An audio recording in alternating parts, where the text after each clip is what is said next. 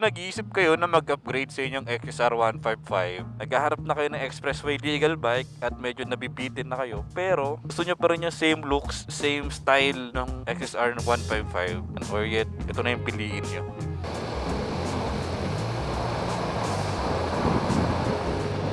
Ang una mong mapapansin is kung gaano ka-punchy yung torque na ito sa low RPM. In terms of twisties naman, kailangan mo lang talaga siyang i-counter lean. Madali siyang overtake, gagawin pag sa XSR ko, medyo matagal yun.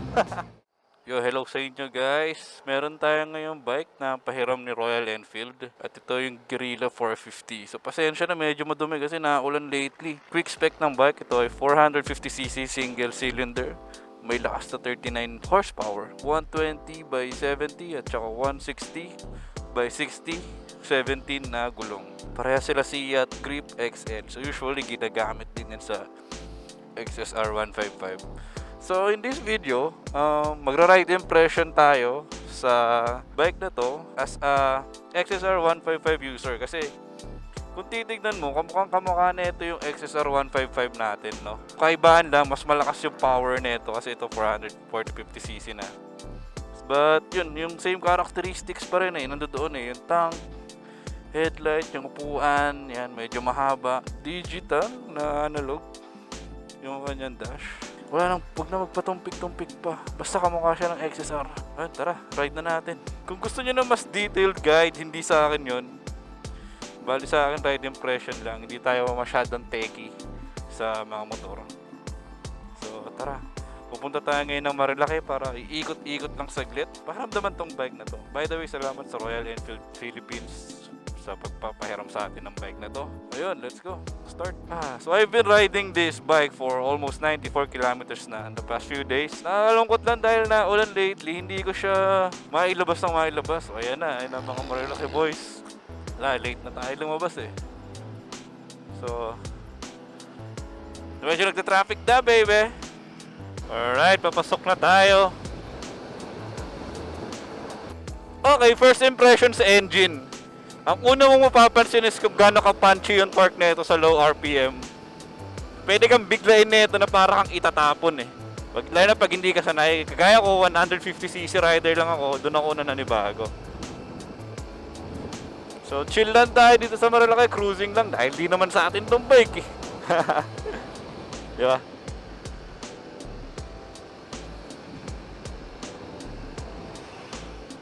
Kung sa XSR 155 mo, nakukulangan ka na sa torque, eto maganda. Kung gusto mo mahilig ka talaga sa torque, talagang ibibigay niya sa'yo. Or, sabi nga ng kaibigan ko sa Instagram si Films and Vlogs with Dylan na may ganito, galing din siya sa XSR 155. It is punchy but not picky, di ba?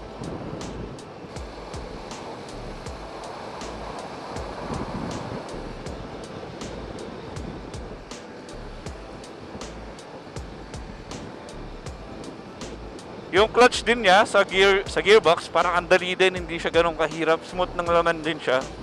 Yung pagka-punchy ng torque niya, pagdating naman ng nasa bawa mid RPM ka na, tapos doon ka na nagpapalit-palit ng gears, hindi mo na siya masyadong mararamdaman. Mas smooth na siya doon. Talagang maganda lang yung low end niya. Siguro mas maayos to sa overtaking talaga. So ergonomics, yung handlebar, nung umpisa naninibago ko kasi parang medyo mataas siya, pero mababa yung bike. Tapos kapag ka mag-attack mode ka, syempre medyo i-lean forward mo yung katawan mo, hindi mo na makita yung side mirror.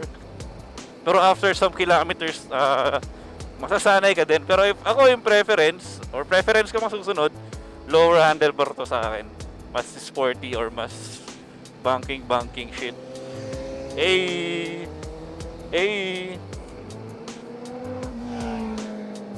Malawak yung foot peg niya, so kasyang-kasya yung buong paa mo talaga. Unlike dun sa XSR na medyo bitin sa paa ko, yung lapad. Ito, goods na goods.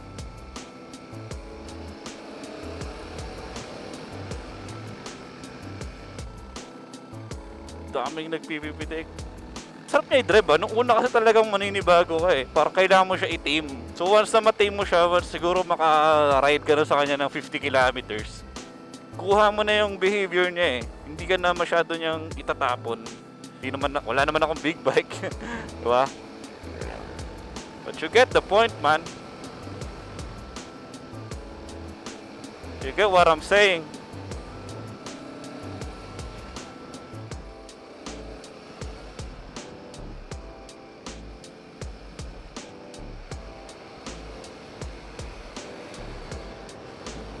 Okay. Madali siyang overtake. Gagawin pag sa XSR ko, medyo matagal yun. Nagugulat ako eh.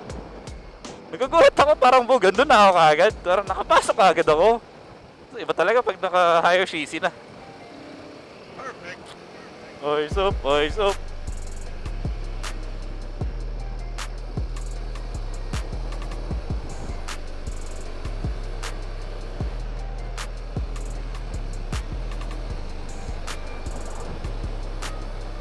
Ewan ko ba sa bike na to, parang pag ginagamit ko, feeling ko may umahabol sa akin. Parang gusto kong bilisan.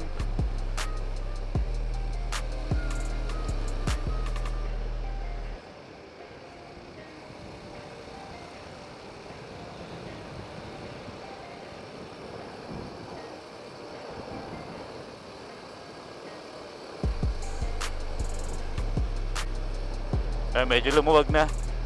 In terms of twisties naman, kailangan mo lang talaga siyang i-counter lean ng dalawang kamay. If that makes sense. Kasi medyo mahirap siya ihiga, pero pagka humiga siya, stable. Ewan ko kung dahil ba malawak or mahaba yung wheelbase niya, kaya medyo kailangan mo talaga ng konting effort para i-lean siya. Nasaan ang lean?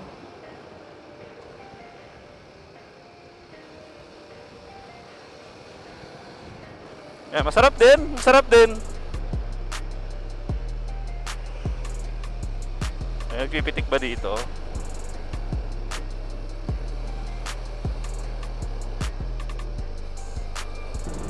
Woo! Ito ang most dangerous shit place in Marilake. One of the most dangerous. Dahan-dahan lang ako dyan. Never underestimate that curve.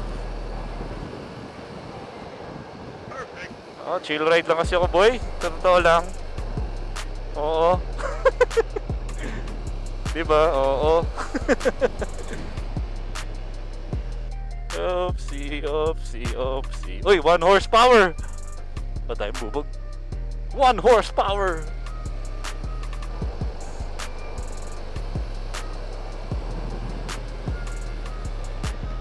Pagdating ng 6,000 RPM, doon ko na-feel yung vibration sa foot pegs na tumataas eh.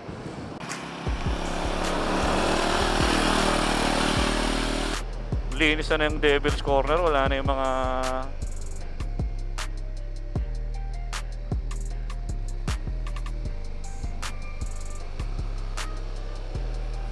devil.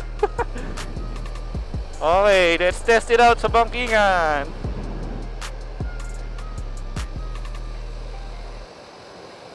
Okay. Ingat tayo, baka mamaya may lespo eh. Grabe, kinakalbo na yung bundok dito sa taas. Ang linis ng Marilaki, men ha. Ang linis ng corner. Dati puro buhangin to eh. Legit.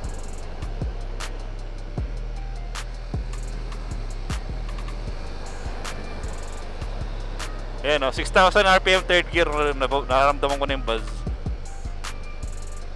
The vibration is thickening. Oh, mabuhangin dito, boy. Simpleng ride lang. Simpleng ride lang.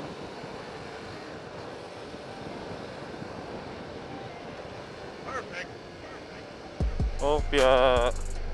We here at the checkpoint, the Manukan.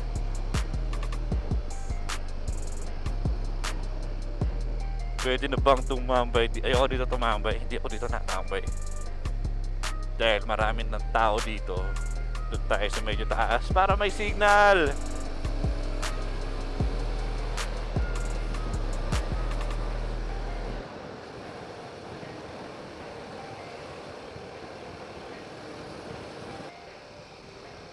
Lubak.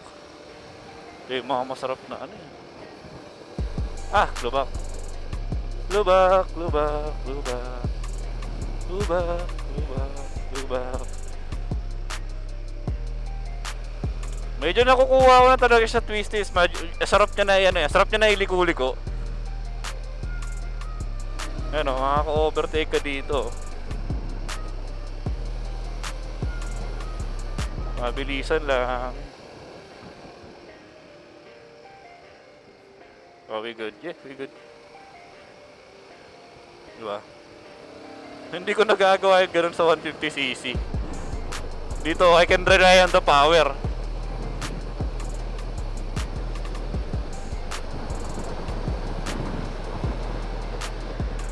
Okay, dito na ako.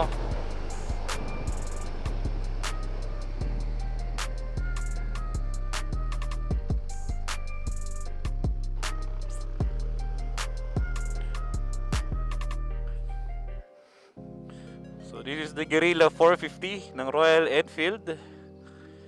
Isa pa idadagdag ko, yung seat niya napakalambot. So kahit medyo matagtag, masasalo ng lambot ng seat. Tsaka ang lapad niya.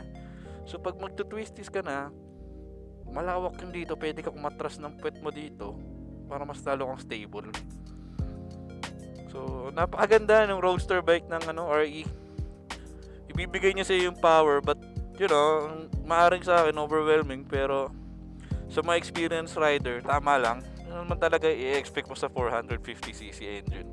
Ito yung signal light, naka-integrate eh. Oh. Ito yung niya, yan, mga cleavers.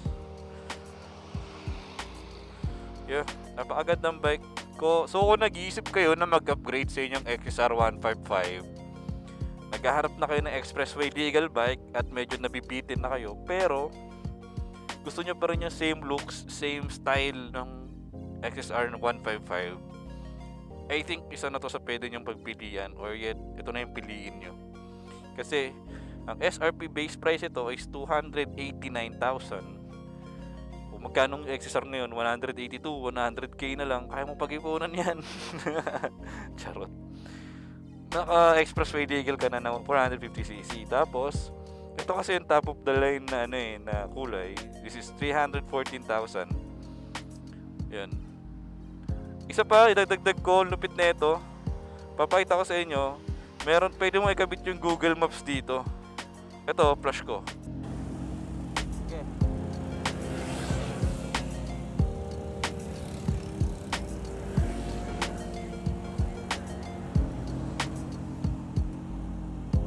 So yun, download ka ng apps ng Royal Enfield, tapos yun, pwede mo na siyang ma-access. Stable yung bike. Ano pa ba mga first impression ko dito? Yung rear shock, sakto lang. Pero dahil siguro malambot yung upuan, hindi mo gaano ramdam yung lubak. This is a fun bike. Okay, so yun, nakauwi na ako dito sa bahay. So may mga nakalimutan na lang akong i-paint point, which is yung seat height niya. Mas mababa siya compare sa XSR 155. So kung ikaw ay shorter rider, medyo tiptoe sa XSR, ito saktong-sakto to sa'yo. Tsaka hindi siya ganun kabigat pagka binuhat mo na siya or nira-ride. In fact, mas nakakatulong pa nga siya yung konting bigat niya kasi well-planted siya sa kalsada. Pagka umaandar ako, nararamdaman ko yung gulong niya talaga na kumakapit. So ayun, pakita ko sa inyo kung ilan siya. So sa trip 1, 147 kilometers, nakaano lang tayo, 28.8 kilometers per liter. So matipid na rin, di ba? Syempre hindi yan katulad ng 155cc na nasa 40 plus. Sa 450cc na motor, maganda na yung resulta na yan. So yun lang, maraming salamat sa panonood. Alam ko hindi ako talagang motorcycle reviewer, so impression lang yung maambag ko. So sana nag-enjoy kayo. Please like, share, subscribe. Guerrilla!